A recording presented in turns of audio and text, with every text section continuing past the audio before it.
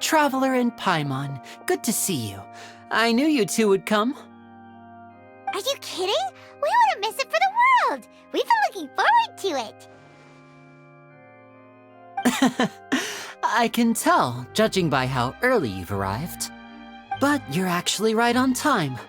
The audience still hasn't started entering the venue yet, which means now is the perfect chance for us to take you to the best seats in the house. Wait just a moment. I'll fetch the tickets.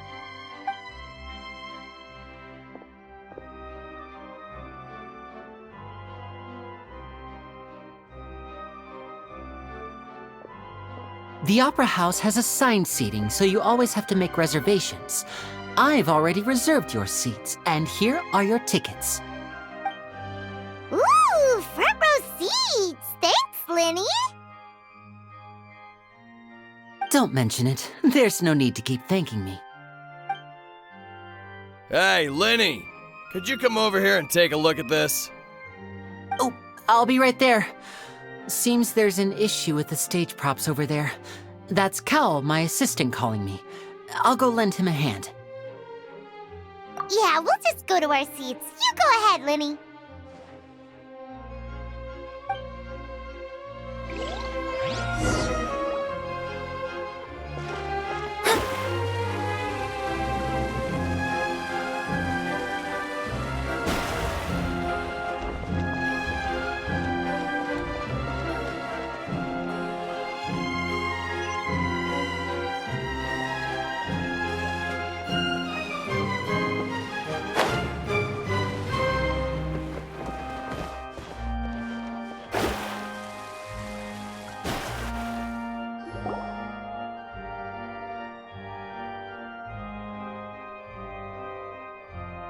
These should be our seats! Come on, let's sit down!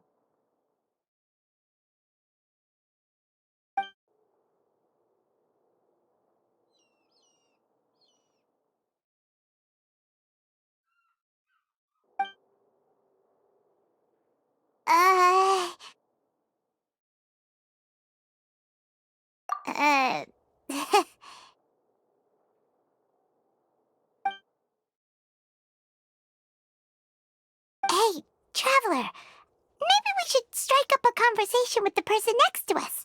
Since we're sitting together and the rest of the place is practically empty still, it's kinda awkward if we don't say anything. Oh, you little... Of course you put this on Paimon! Excuse me, I did not realize you felt awkward. I am terribly sorry. I would be perfectly happy to chat with you if that is what you would like.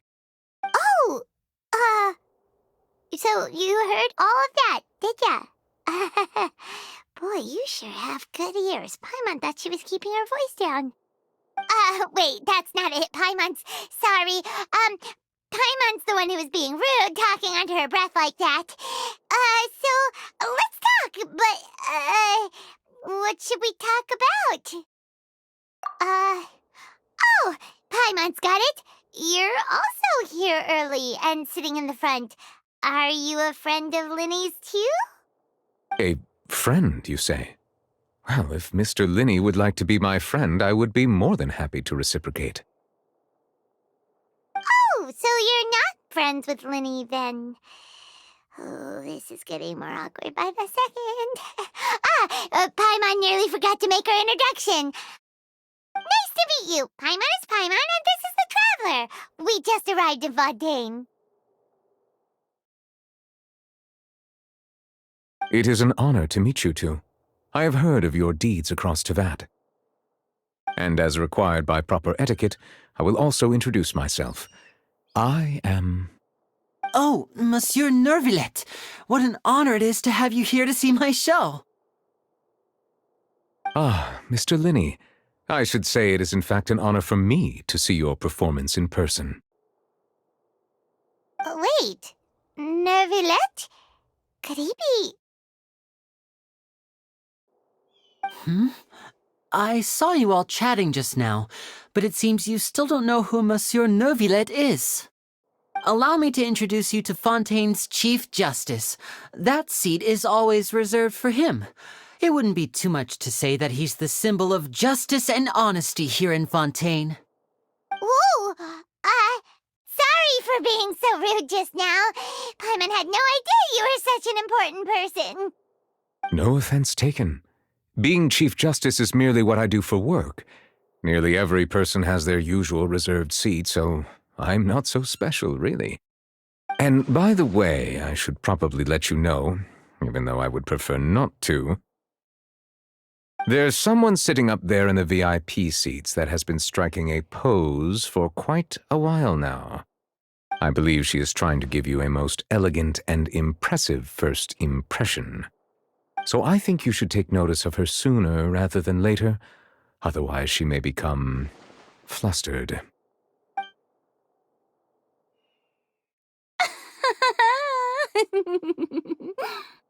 Huh? Oh, it's Farina, the Hydro Archon. Huh. She sure has a smug and satisfied look on her face. Guess she has no idea that you saw right through her act. Very good. That is for the best. No need to pay her any more attention. We may now enjoy the show.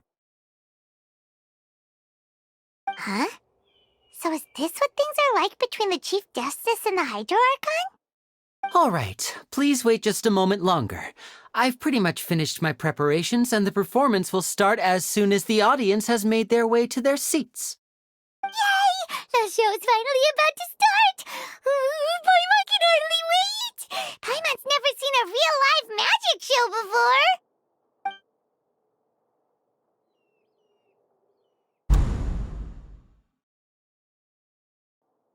Ooh! They're dimming the lights! The show must be starting!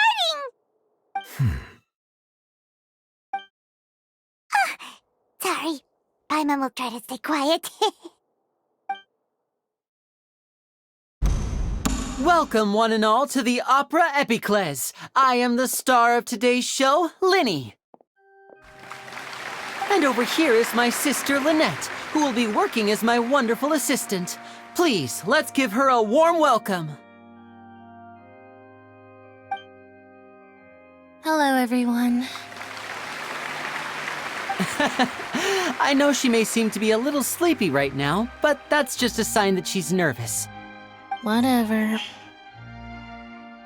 Now, some of you may be thinking, two vision holders who can freely manipulate elemental powers performing magic is not true magic at all.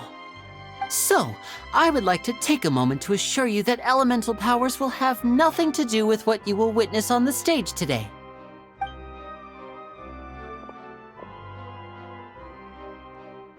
Both Lynette and myself have removed our visions for the show. That way, even the gods won't be able to help us. Oh, good point. That's what makes the show real magic. Now, without further ado, let the show begin. Lynette will now exit the stage to make some preparations. I know you might miss her, but don't worry. She'll be coming right back on stage momentarily. Perhaps in an unexpected way. I'm sure she'll be stealing the spotlight soon enough. Oh, and before I forget, there's one more thing I should say. You never know what can happen in the blink of an eye. A magician's greatest skill is making things disappear or appear. The possibilities are endless.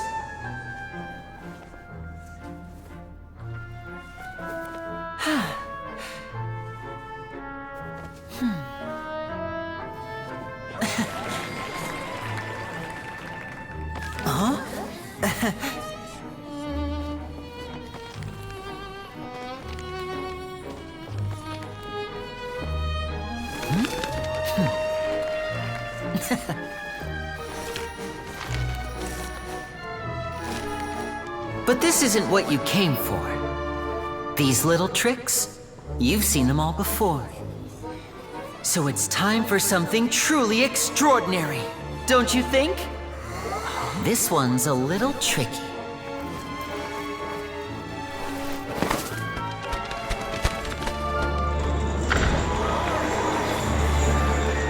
Using this water tank, I shall make my sister vanish completely, right before your very eyes.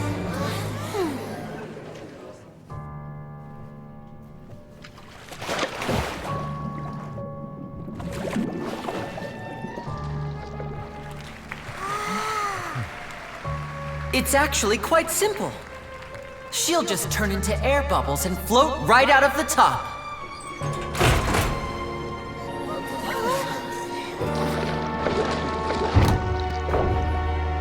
Oh no! I told them to check all the props carefully. With the lid on, even air can't escape. An amateur magician would be getting very nervous right around now. Luckily, it's me on stage, so let me show you what a true virtuoso can do.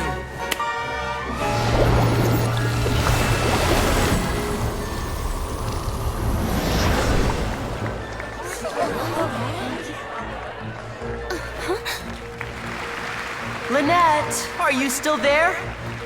Don't go too far. We don't want to use up all our magic. Hi, I'm back. Uh-huh.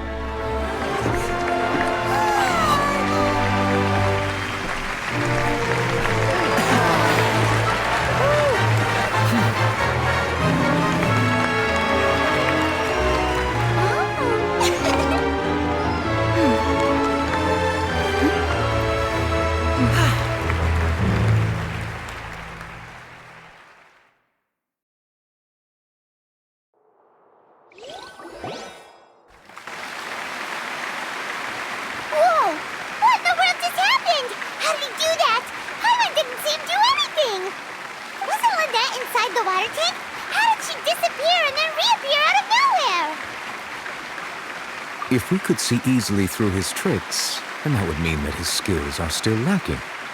To appreciate magic, you should focus on the show happening on stage, rather than getting caught up in trying to see that which has been intentionally hidden. Guess you're right. Paimon couldn't believe her eyes when Lynette reappeared. Amazing! Thank you everyone. I'm glad you enjoyed that performance. But our magical journey has only just begun. I've prepared even more astonishing surprises for everyone here. The magic of transformation and disappearance can go far beyond what you've just seen. I'm sure many of you are thinking that escaping the water tank was impressive enough, but Lynette is still my assistant after all. In which case, I have ample time to make all necessary preparations. So, for my next trick, I will require the participation of one lucky audience member. Please, if my assistants could bring out the magical boxes now. There are 2 boxes and only 2 boxes. One is here and one is there in the aisle among the audience. I'm sure many of our clever audience members have already guessed our next magic trick. A swap! Our lucky audience member and I will each enter a magic box. After 1 minute, we will each emerge from the opposite box. Now please, everyone pay very close attention to the box you see here.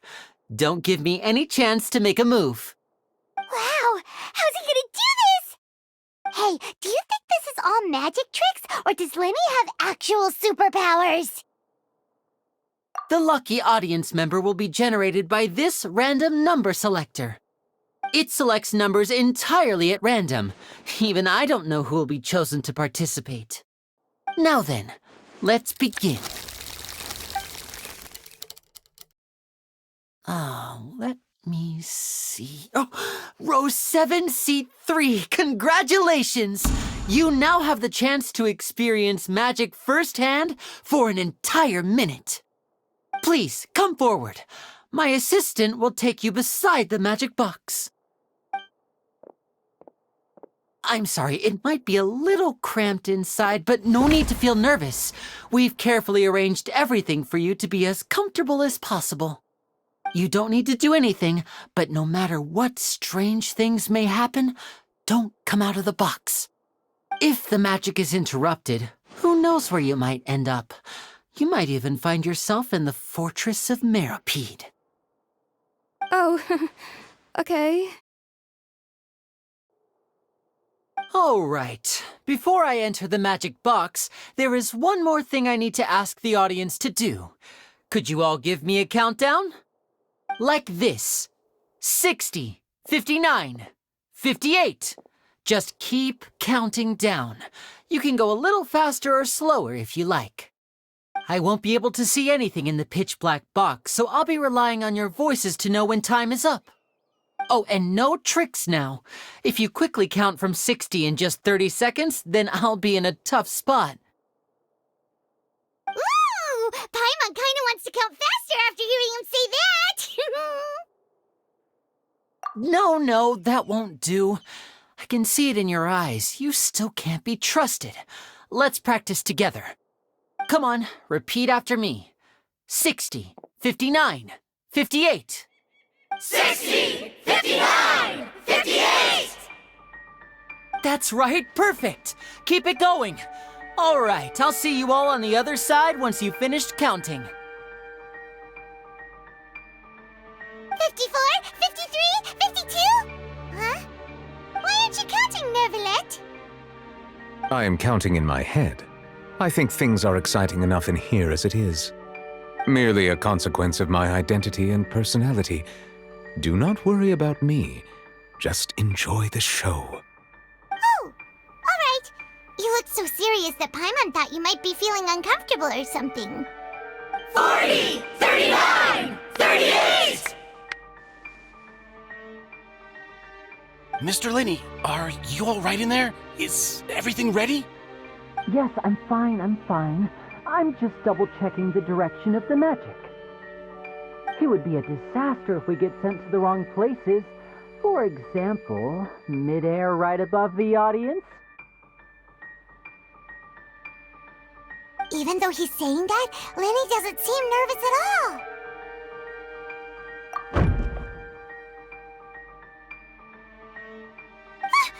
What was that noise? Did you hear it too? Not sure. Anyway, it doesn't seem like anyone's worried about it. 25, 24, 23! What's wrong, Mr. Linney? I can still hear you moving in there. I seem to have accidentally knocked over a decoration. I'm trying to fix it, but it's pitch black in here. I can't tell left from right. Never mind the decorations. There's no time for that. The show is what's important. No, that's unacceptable. I want my show to be perfect. Don't worry, we still have 20 seconds. Hear them counting? 19, 18, 17! It seems things aren't quite going as planned. I apologize, everyone. It feels like you're all starting to count faster, but that's all right. I know it can be tiring to do such a long countdown. 10 seconds and change is still plenty of time. 10, Almost there now. Whew. Swapping two people is harder work than you might think. Even a master magician like me can't guarantee I'll get it right the first time. Hey, wait! Is this the back one? I can't tell. They both look the same inside. Huh? No, that's not it. I'll try again. 7, Hey, slow down! Honestly! 5, 4, 3, Whoops! That doesn't count! 0!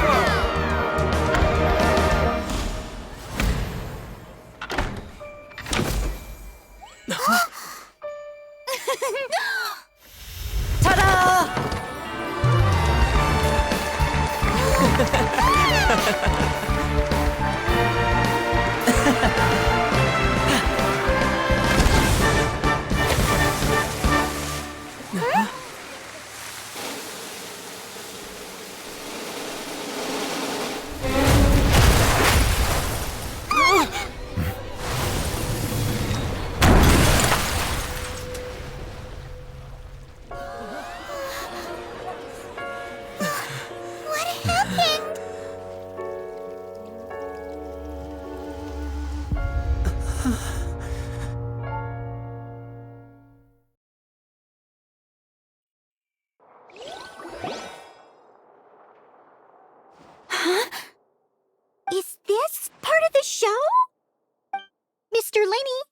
You're going to use magic to fix the stage now, right? What happened? Oh no. Maybe this isn't part of the show. The girl was still in that box, right? This performance is over. Medical staff with me. Guards, secure the scene and detain all the performers. Seal the exits. No one is allowed in or out at this time. Yes, that's right. If this was just an accident, then we must investigate the cause. But if this was all part of some scheme, then those accountable will not escape the judgment of the God of Justice. No need to be alarmed, you two. We'll get to the bottom of this soon enough.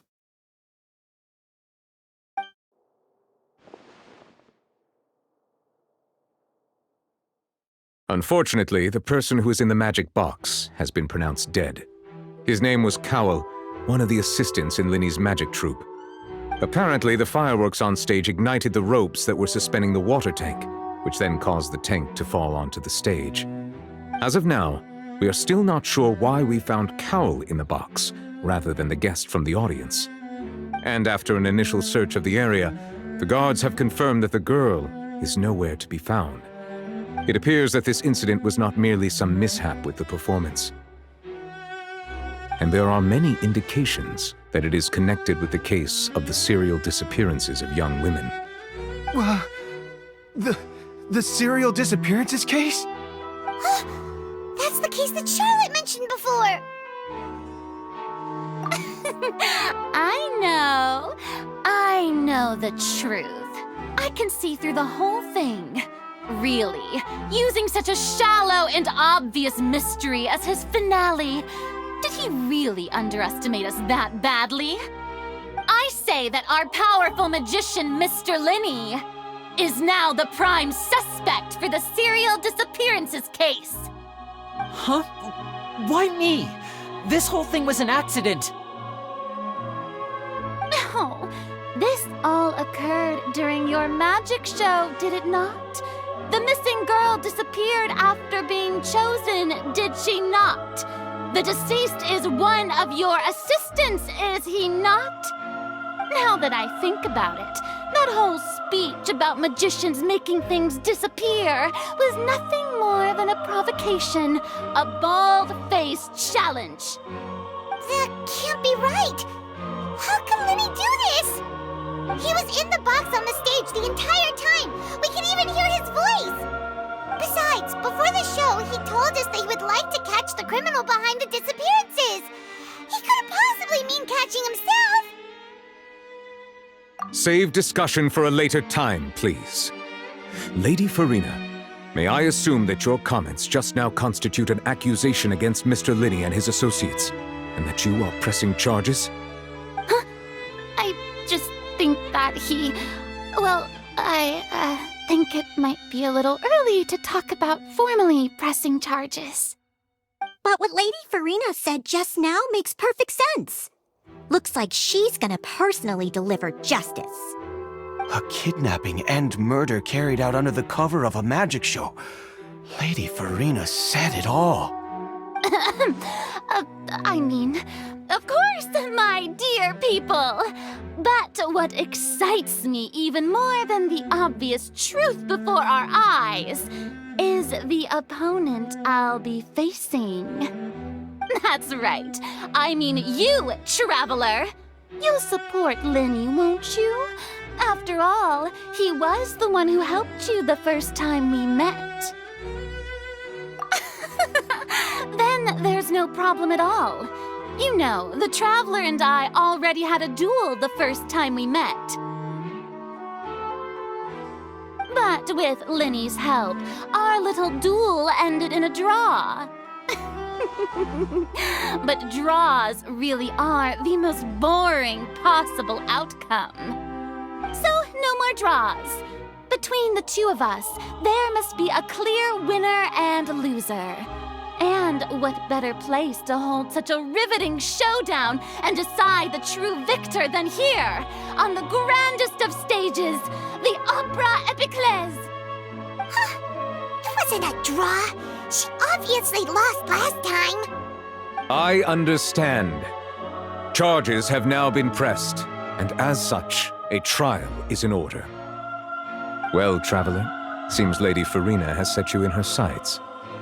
But putting her dramatic rhetoric aside for a moment, I would like to ask you, are you willing to act as Mr. Linney's attorney and defend him in this case? Very well. The trial will be held a day from now in the Opera House. Both sides may investigate the scene to build their cases and search for the truth.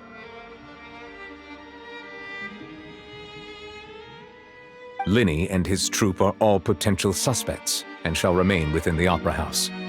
The audience may begin to leave in an orderly fashion once they have been cleared by the guards. A day isn't that long.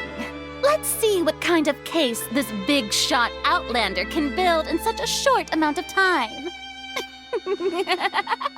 I'm really quite looking forward to hearing it.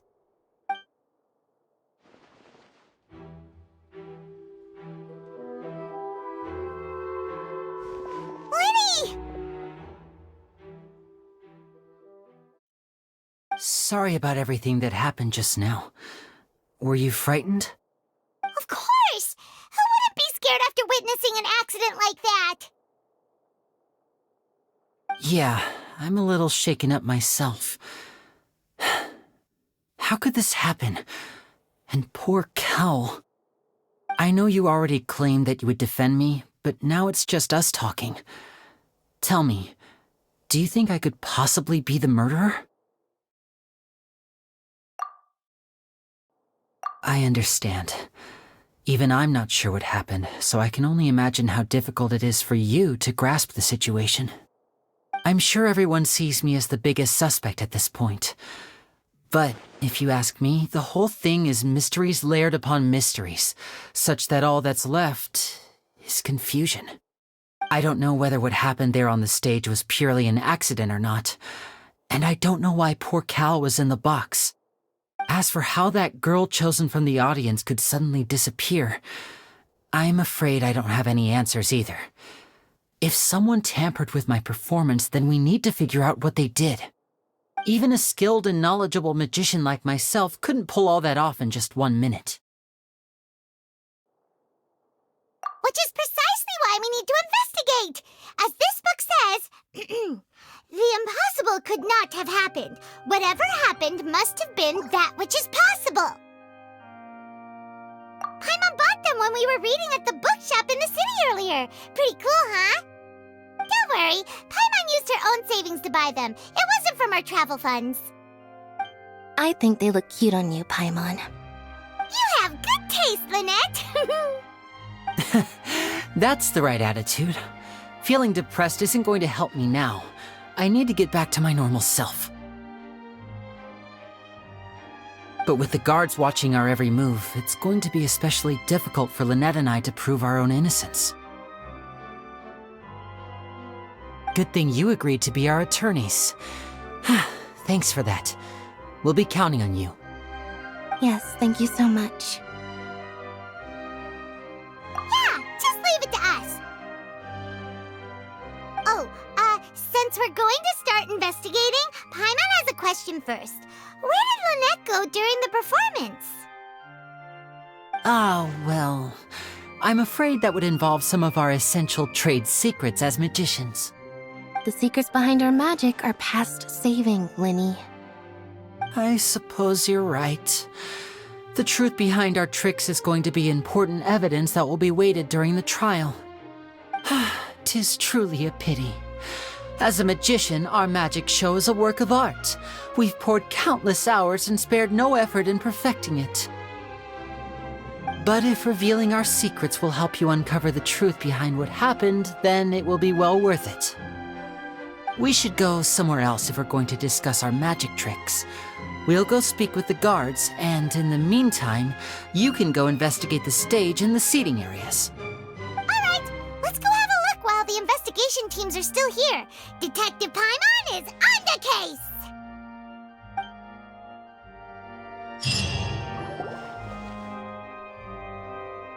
Hello, officer. How's the investigation going? I see. You must be the traveler that Lady Farina mentioned. Listen, I'll be perfectly honest with you. I'd avoid getting mixed up in this whirlpool of a mess if I were you. Huh? What do you mean? Come with me and you'll see. The deceased is one of Linny's assistants, named Cal. Even though he hadn't joined the troupe long, he was hardworking and everyone generally liked him. The assistants are usually in charge of setting up and inspecting the props, as well as assisting with the show and keeping the crowd engaged. As you probably saw when you were in the audience, the water tank suddenly fell and smashed the box with Cowl inside it. This is the real mystery. We've already searched the scene and were unable to find any traces of the girl. However, if you look carefully, the box was positioned directly under the water tank. The ropes holding the tank were then burned by the pyrotechnics on stage, causing them to snap. All these factors lining up so perfectly makes it hard to see this as a mere accident. If anything, the more logical explanation is that the whole incident was intentionally planned, and Linny is the most likely person to have access to all these areas. But he doesn't have a motive! Are you both good friends of his? Well, you can't say we're good friends, but we've known each other for a little while. So in just a short time, he was not only able to win your trust, but even convince you to act as his attorneys. I know there's no such thing as magic. The real trick of a magician is holding the audience in the palm of their hand. I've seen a lot of cases, and I can tell you that people are the least reliable kind of evidence. Sorry, I tend to be pretty straightforward. Just know that I'm warning you for your own good. Anyway, you may investigate the scene of the crime yourselves if you're curious. Who knows, maybe you'll be able to come up with some new evidence.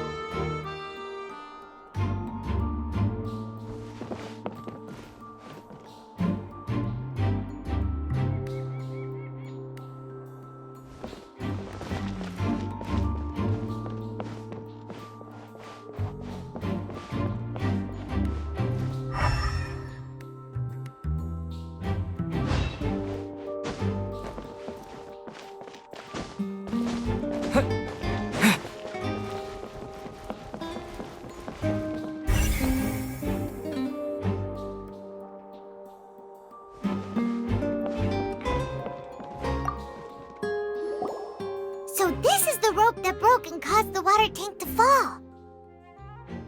The rope looks pretty durable. How can it be burned through so quickly by fireworks? Why are you suddenly so serious, Traveler?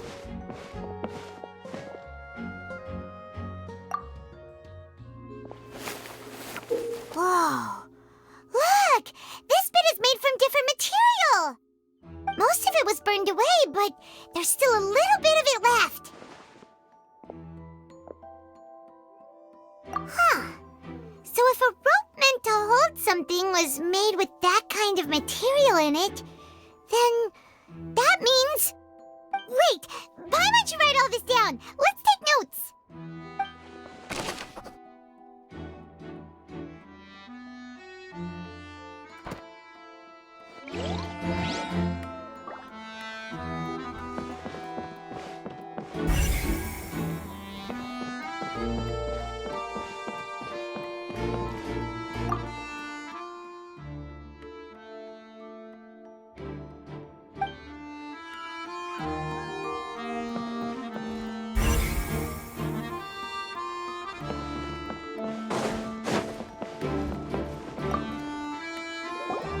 Hello there. What are you investigating? Oh, this location has also been cordoned off because the Magic Troupe members are currently considered prime suspects. The investigation team is still collecting evidence. The seats were all booked in advance, so we were able to deduce the missing woman's identity by checking the guest list. Sure, it's not like this is confidential information. We will publish it later anyway when we petition the public to help us find the missing person. Her name is Halsey. She's a painter from Fontaine who's made a bit of a name for herself. Apparently, she wasn't a regular at the Opera House, but she'd been feeling some pressure with her work lately, which made her decide to come see the magic show. The Magic Troupe members all claim not to know her, and we have looked into her social connections. It seems that she has no personal grievances or conflicts of interest with the suspects. Simply put, she wasn't related to the Magic Troupe at all, which matches the features of the previous serial disappearances. Were the victims of previous cases also chosen at random? That's how it seems to us, in any case. Apart from the fact that they were all young women of around the same age range, there really weren't any other connections between them. Okay then. No need to be so formal. If you do happen to see the missing girl, please be sure to contact us. It is of utmost importance that we get to the bottom of these disappearances.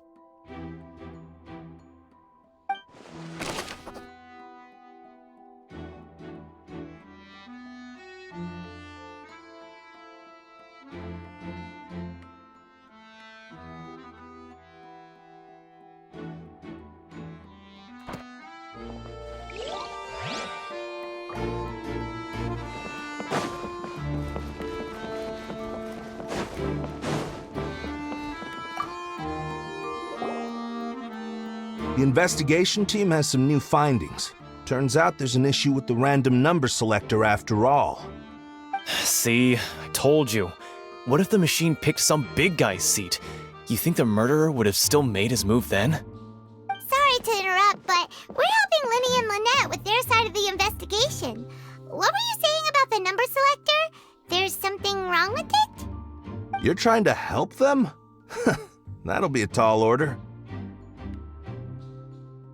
Linny used the machine to pick a random member of the audience during his performance, right? The lucky girl that later disappeared. Well, we thought there might be a serious problem with the machine, so we had it taken away for further inspection. It turns out that the seat number it picked wasn't random at all. The machine picks that same number every time. I'm sure you already know that you have to make a reservation in advance to get a seat, regardless of whether it's a trial or some performance. In other words, Linny knew who would be sitting where from the very beginning. That much checks out. Linny reserved our seats for us too. Bet you see why I was saying it'd be tough to make a case for Linny. Even though it's bad for Linny's case, Paimon had better write it down.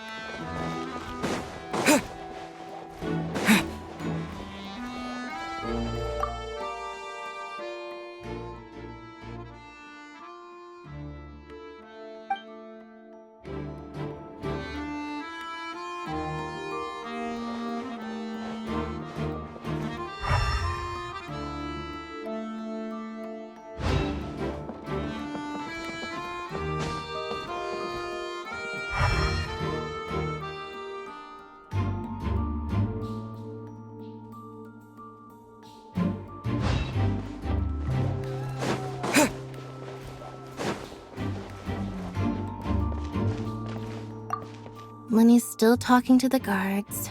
It seems he'll have a lot of explaining to do. I think someone will be assigned to monitor us later, but that's alright.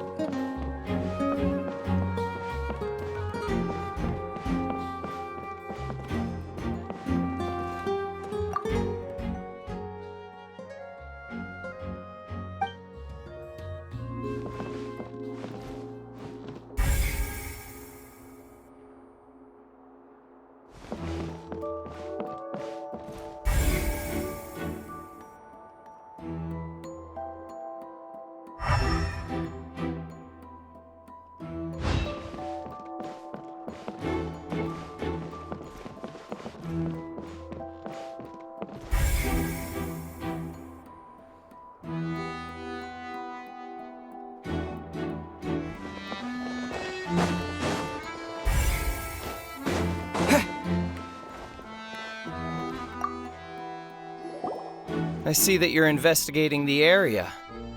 Well, it just so happens that I'm interested too. If you find any new and interesting leads, be sure to share them with me, all right?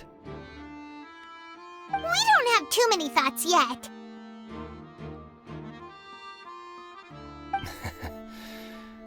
Then why don't I tell you my hypothesis first? The way I see it. And I'll start it with that loud thud. The thud? Oh, you mean the sound that happened during the countdown?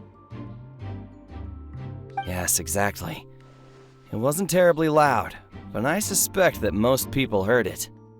It's just that everyone was awaiting the results of Lenny's trick with bated breath, so no one paid it much mind. But now that the incident has happened, the thud has become an important clue. That makes sense. So, what do you make of it? I'm of the opinion that it may have been the sound of Lenny's accomplice, Lynette perhaps, jumping atop the water tank or something like that.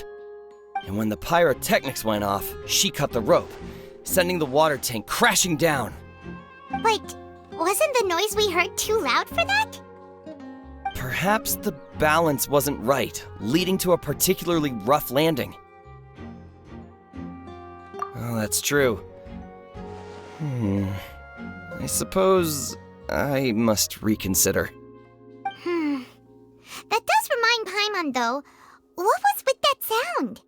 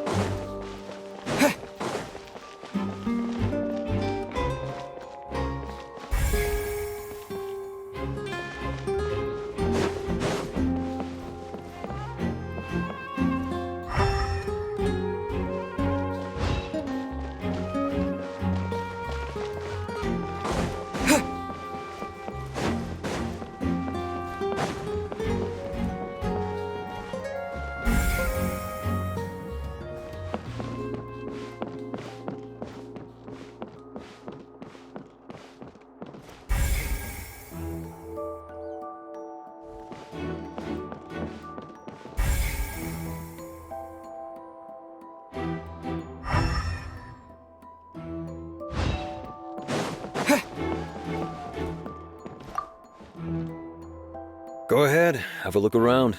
In the end, we're both after the truth.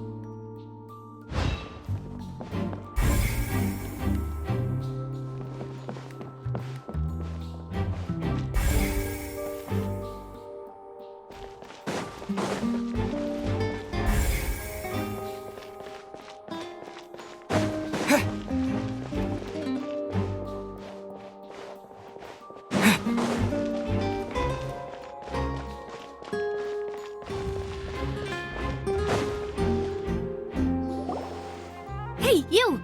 Yes, both of you! Over here! I've been keeping an eye on you for a while now. Huh? You mean us? That's right. If I'm not mistaken, you're also among those who wish to cut down the thorns and pursue the truth. No? And by the looks of it, you're not from Fontaine. Well, you're right on the moor about that one, but who are you? Have you never heard of the Spina di Rosula? From mediating disputes and providing protection to solving conundrums, you name it, Spina di Rosula does it. And I, Navia, have the honor of being its renowned president. Though those who play by our rules call me boss. I'm Silver, her attendant. Pleased to meet you. And I'm Melus. Demoiselle's various daily needs and affairs are under my purview. Huh? Boss? Demoiselle? What gives with the names? Well, I am the second-generation president. Maloose and the others are still used to my previous title. My apologies, Demoiselle. Should you prefer, boss, I will endeavor to use that instead. No, no need. You don't have to call me boss. Just Navia is fine. Okay, if you say so. Not that we're members of Spina di Rasula anyway. All merely trifling details. Never mind. Now, back to the situation at hand. That's right. I've always kept an eye on the serial disappearance cases. My interest stems from a matter back from my father's time. Judging from the look of things, I find Linny an unlikely mastermind. Really? We think so too! That's why we're looking for clues now. But how did you come to that conclusion? Intuition, naturally. My unparalleled intuition. Farina sure was quick to point the finger at Linny without any decisive evidence whatsoever, wasn't she? But that's not uncommon for her. If you remember, the Justice had to interrupt her and ask if she was pressing charges just to keep her from getting carried away. Anyway, a trial begins the moment someone levels charges. And, of course, there was no way Farina was going to back down in that situation. Sounds more like you just don't trust the Hydro Archon. Well, what's your opinion? I must admit that she can be interesting at times, but liking her doesn't mean that I'll blindly agree with her. All right, I've answered your question. Now, it's time you answer mine. Wait a minute! Did that answer count? Well, I say it does. But don't worry, you won't hear any pointless questions from me. In your opinion, do you think it's right to treat a trial like it's an opera?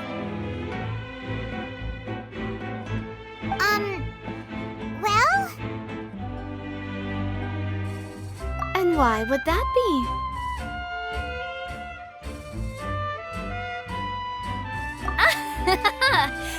See, Silver and Maloose? I told you they'd be different. Most astute of you, Demoiselle. I too think that the Traveler's response was most excellent. No matter how wonderful the script or how fervent the audience's expectations may be, the trials that go on stage here must be based in fact. And if that can be done, boss, then... All right, that's quite enough, Maloose. Anyway, I like your answer. You pass with flying colors. Now, I need to make some preparations, following which our joint investigation shall commence. You two shall be my assistants. Wait! Since when did we become assistants? Oh, well, I can be the assistant, sure. Or your companion, if you like. I'm really not that fussy. That's more like it. Far be it from me to brag, but I believe that Demoiselle's intuition will be instrumental in uncovering the truth. You wish to save a friend from false accusations, and we wish to unravel the disappearances. In this sense, our goals are aligned. You have a point. You're quite the talker, aren't you, mister? And what about you over there? What do you think? You seem like you've got something on your mind. I have nothing to add. Oh, alrighty then. We'll be making some preparations first. Just be sure to let us know if they start revealing Linny's tricks. Thanks!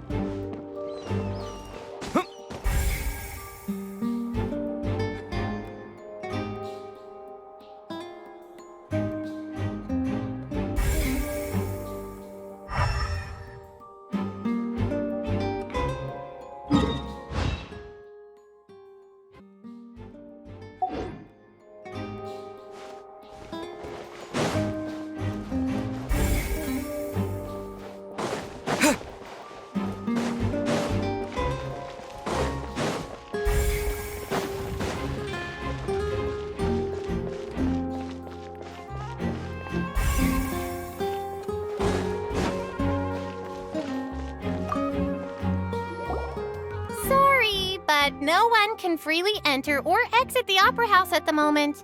If you wish to leave, you must register your identity with us first. No, we're not leaving.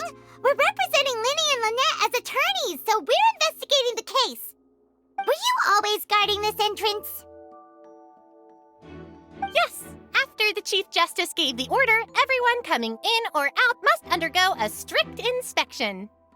So, the missing girl couldn't have left from here. At least, not from that point on. I doubt there was much opportunity then, either. How can you be so sure, Well, because I was in charge of security near the entrance at that time. I couldn't see Linny's performance from here, which was quite a shame. Just my luck. But still, I did not abandon my post, and I stayed put no matter how loud the applause was. If someone had so much as even approached the door, I would have noticed it, let alone if they had tried to leave. We Melusines are good at that sort of thing, you know. So, it's safe to say the girl couldn't have left through here. All right, thank you for your help. This will be useful info.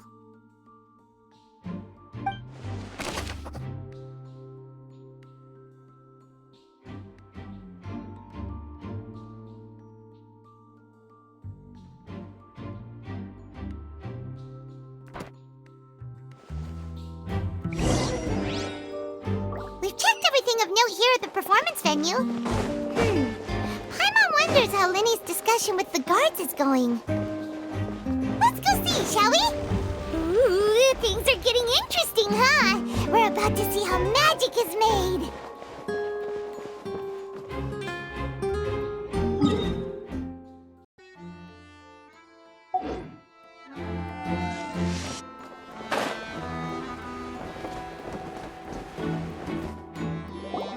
Understood.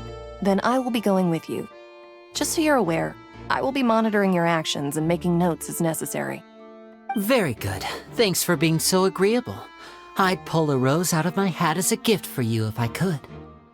You may spare the pleasantries. I'm just doing my job. You've arrived. Who's this? Me? I'm Spina di Rosula's guardian angel. If you've got a problem, I've got the firepower. Sorry, I got a little carried away there. Call me Navia. I'm a partner of theirs, and will be helping investigate this whole situation. And these are my companions. Would you mind if they join as well? Fine by me. Oh, new helpers? I would be most grateful. Well, let's just say we're tagging along. It's not every day you get to see the secrets behind magic performed on such a large scale. I appreciate your kind interest. Come with me. We'll be heading below stage.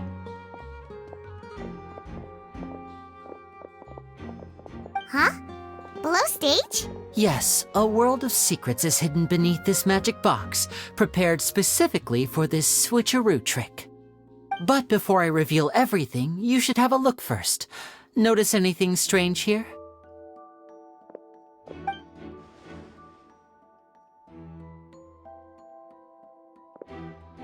I'm not trying to be dramatic. Remembering the details of a trick will help you understand the methods used to perform it more easily. Huh. Weren't there balloons and other decorations here?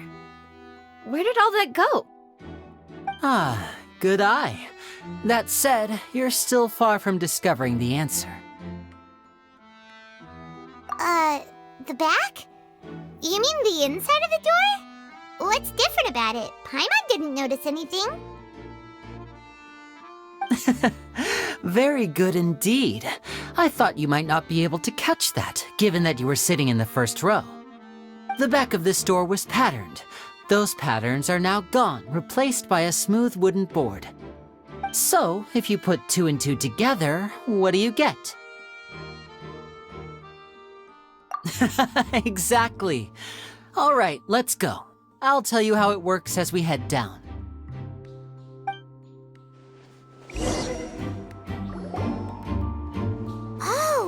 there was a passageway under the magic box!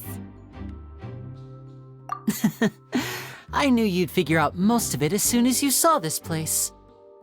The 2 magic boxes are positioned right above the 2 entrances of the tunnel. See this flatbed trolley?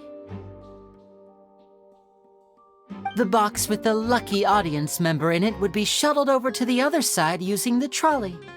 This trolley can raise and lower and even rotate, ensuring that the box will face in the right direction.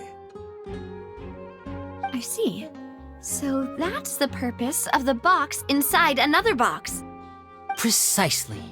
The inner box would descend after the audience member was put inside and be moved along the trolley, all while the outer box would remain on stage as if nothing had ever changed. So that's how you did it! Once the box was lowered, the trolley would store some energy through this device here, with which it would complete the rest of the steps. The audience member would only be able to feel some slight movements in the dark, and by the time she walked out, she would already be back on stage. Right! You were talking that whole time, and you even came out for a moment near the end! Ah, yes. A phonograph operated by Lynette was used to achieve that effect. My assistant and I had already scripted our conversation beforehand. When the countdown began, I had already gone to the opposite box via a tunnel using that ladder. And what about Lynette? Where was she? I was in the mezzanine space in the back of the box. Oh, interesting! That's how we were able to coordinate Linny's lines with the assistant. And, by the way, I was the one who walked out of the box at the end. I mean, we are twins. All it takes is a change of clothes and no one can tell who's who. And that's my favorite part of this trick. Only Lynette and I can perform it. So that's how it all worked! Wow! Every detail you revealed was more amazing than the last! Lynette would briefly walk out of the box and then go back in, jumping into the tunnel and escaping before the box on the trolley could finish ascending. And then I walk out of the other box in the audience area, and the trick would be complete. The operative word here being would.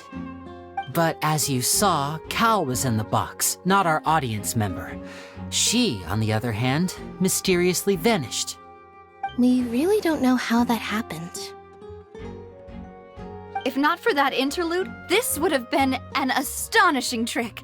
I probably never would have figured out how you pulled it off. And yet, to think that someone was able to use this magic trick to commit a crime. Could we have a look around? I think we can come up with some more leads. This is the scene of the crime, so Linny and Lynette are not permitted to stay here. I'll escort them back up. Yes, of course. No need to be so strict now. I won't disappear into thin air, you know. Thanks, everyone. We're counting on you.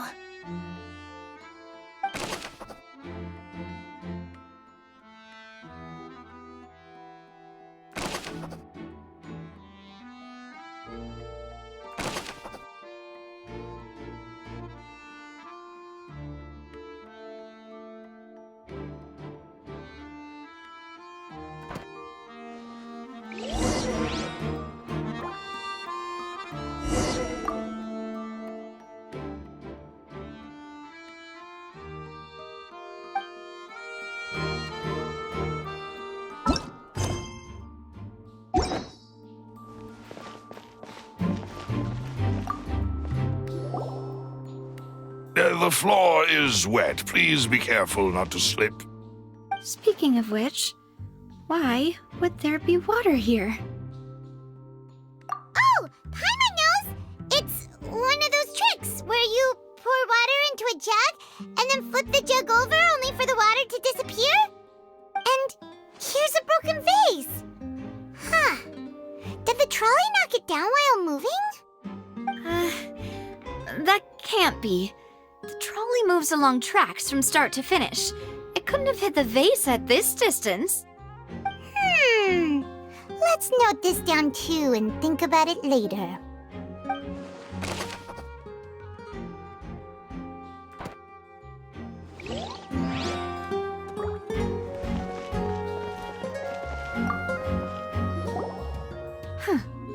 What's this? Looks like a hook tied to the end of a rope. Huh? There's all kinds of odds and ends here. Perhaps it was a prop for a different trick. But why would it have been left here? Whatever it is, let's make a note of it first.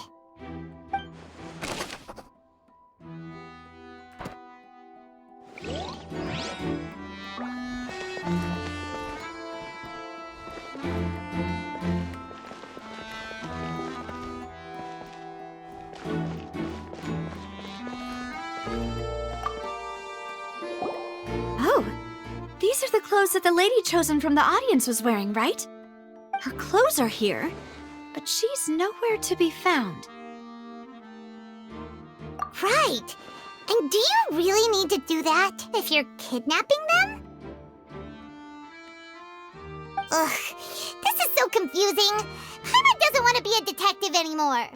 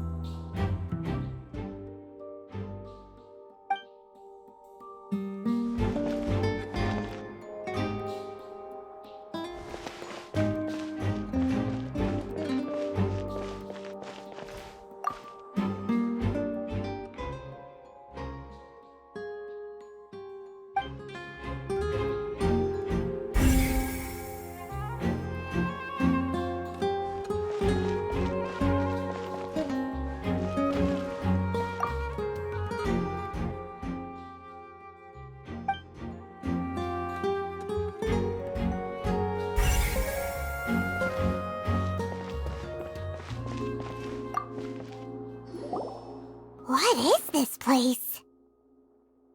It seems someone could fit through here. Huh. Could this have been the suspect's escape route? Alone, perhaps. But if they had to pull another person with them, the space would be too narrow. But there are no other ways in or out of here. Oh, you're right! Let Paimon write that down.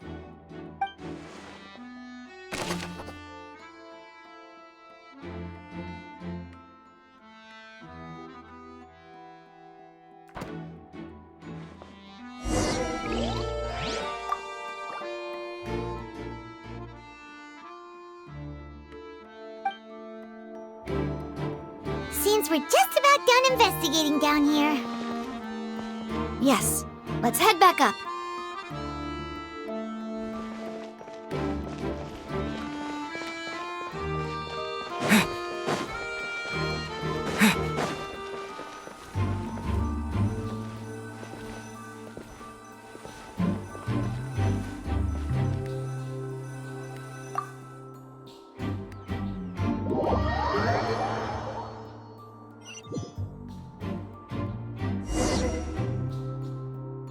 Well, we've ascertained the state of the crime scene. Let's find a place to sort out our findings once Malus returns. It seems to me that there are several things that don't add up here. Apologies for the wait, demoiselle. So, what did the guards say? Did the criminal escape through the vent? They believe the odds of that are very low, since the vent leads to the Opera House's basement. The guards have checked the area carefully. No one left through the basement during the performance or after the incident, and no one was found hiding there. So the tunnels become like a secret chamber then! You know, like the kind you usually see in novels! The plot thickens. Halsey's disappearance and Cowell's death are both quite inexplicable. No wonder Farina was so confident in her accusation. All the current evidence points toward Linny and Lynette. In other words, the charges are very likely to be upheld unless we make some considerable progress. Charges and then trial. So if the charges are upheld, they'll announce a sentence? That's right. This is how a trial goes in the Opera House. During the proceedings, the Chief Justice and the oratrice will hear statements from both sides. That's right. This is how indemnitium is produced. The statements from both sides, the defenses from attorneys, witness testimonies, and even the audience's emotions will all be projected on the oratrice. To put it simply, it's as if the oratrice has its own will and is a judge in its own right. This also precludes any kind of favoritism on the part of the Chief Justice. And not that this has ever happened anyway.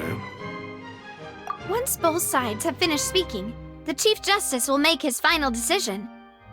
This, too, will be used by the oratrice as a reference.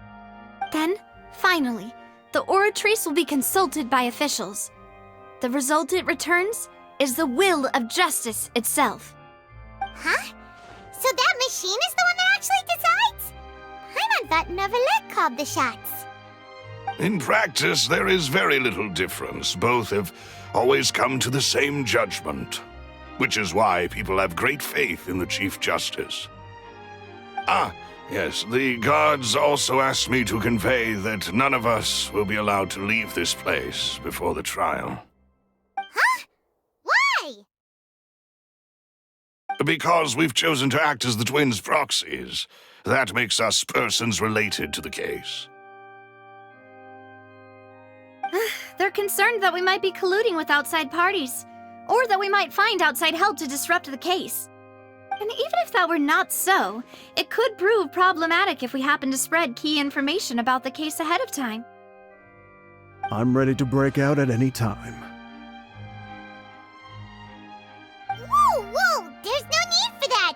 Paimon thinks they have a point. That said, are they providing food?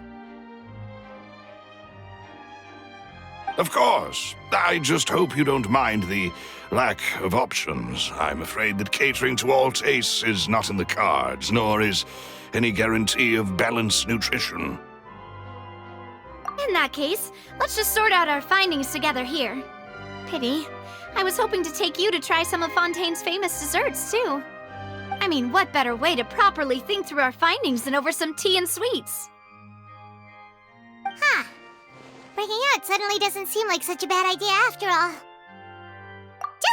Just kidding! Paimon will still do her best, even if there are no snacks. What do you mean, no snacks? Of course we'll have snacks. If we cannot buy some, then we'll simply make some. Huh? Here? But how? Understood, Demoiselle. Everyone, please come with me.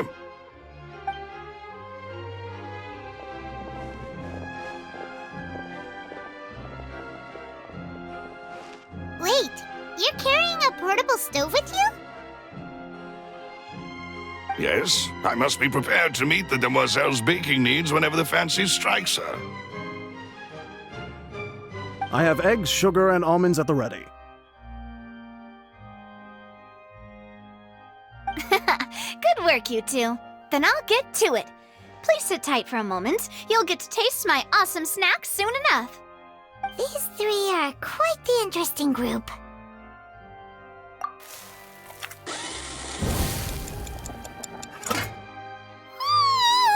And Paimon thought it smelled good while it was still in the oven! Oh, it's even better now. Paimon can't stop drooling. From the way you had these two guys carrying all that stuff around, Paimon thought you'd have them do more during the baking process. But you ended up doing the entire thing by yourself! Beating the egg whites, grinding almonds, everything! I was applauding. And I was giving encouraging smiles. Paimon was just thinking, aren't you worried about getting your fancy dress dirty beating egg whites and baking like this? Well, I don't think it's carved in stone anywhere that fancy ladies can only read books, sip tea, ride horses, and play the piano. I just really enjoy making snacks. Don't underestimate beating egg whites, by the way. It's a real arm workout. You also need to beat them to just the right consistency, or your macarons will crack. Anyway, give these a try, fresh out of the oven. There's 3 for each of us. Only 3? Well, eating too many sweet treats might send all that sugar to your head. You wouldn't be able to think clearly about the case on a sugar rush, would you? Tea is ready to be served as well. This is Demoiselle's favorite, strong black tea with a floral fragrance that clears the mind and lifts the spirit. No need for concern. I'm merely doing as I should.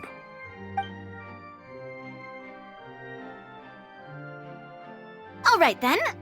Down to business. As Paimon mentioned previously, the tunnel seems to be something of a secret chamber.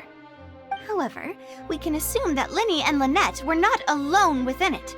Some criminal also occupied its sealed confines. The magician twins could have committed the crimes, of course, but they lack any logical motive. Exactly! Why would they do such a thing right when everyone was watching? The flower vase and the thud we heard during the performance could indicate some altercation between Halsey and the criminal in the tunnel, resulting in the shattering of the vase, the discarding of her clothes, and her abduction. Perhaps the criminal thought that since she was chosen from the crowd, she would be too easy to identify if she was still wearing the same clothes. Paimon thinks that makes sense, but the real trouble is... True. None of the clues we found thus far support the existence of this third person. But the only people left to consider are both technically victims, whether it's the missing girl, Halsey, or poor Cowl. Huh. Could Halsey have secretly made modifications to the magic props in order to murder Cowl before making her escape? That's right. And even if she had tampered with the setup, she would need to understand the entire trick to pull it off. Nor does she have any motive. The guards said that she has never had any dealings with the magic troop's members. Were we not thorough enough in our search? From the sound of things, this is turning into an impossible case. Your macarons are amazing, though, Navia. They smell great! They're nice and crisp and super sweet! They are my specialty, after all. And I see you've already had 5 of them. What? 5? Oh, that can't be right. Paimon only counted 3, honest! Please don't worry about it. At my age, a few less sweets might actually be a good thing. No. Being greedy is one thing, but Paimon knows how to count. Besides, Paimon knows that if she ate too many, then others wouldn't have enough. Wait, even you don't believe Paimon? How could you? If Paimon ate those 2 extra macarons, then may they turn into stone in her stomach! All right, we get it. Well, I suppose one of us might have gotten too engrossed in our chat and eaten them by mistake. No big deal. Maloose, set up the stove again if you would. Huh? What are you doing? Making sure everyone gets 3 macarons, of course. Exactly. We don't want to trouble you. As you wish, Demoiselle. And I have the egg, sugar, and almonds.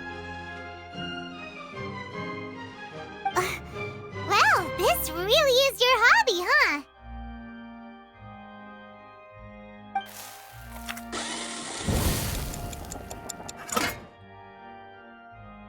Well, that's it for snack time. I'm going to have another look around the area. I don't know what we're looking for yet, but we've still got some time. As attorneys, I suggest the 2 of you think the case over again.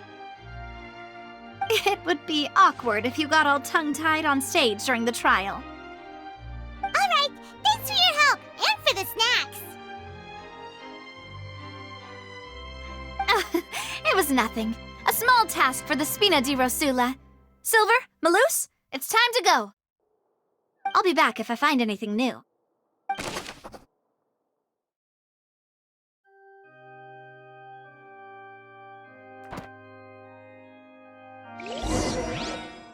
Alright, it's time to put our heads together. We've got to get our defense ready for the trial. Oh, it's probably gonna be a long and difficult case. There's no point in worrying about that now. We just need to prepare. Here, take Paimon's notes. They should help you review the situation.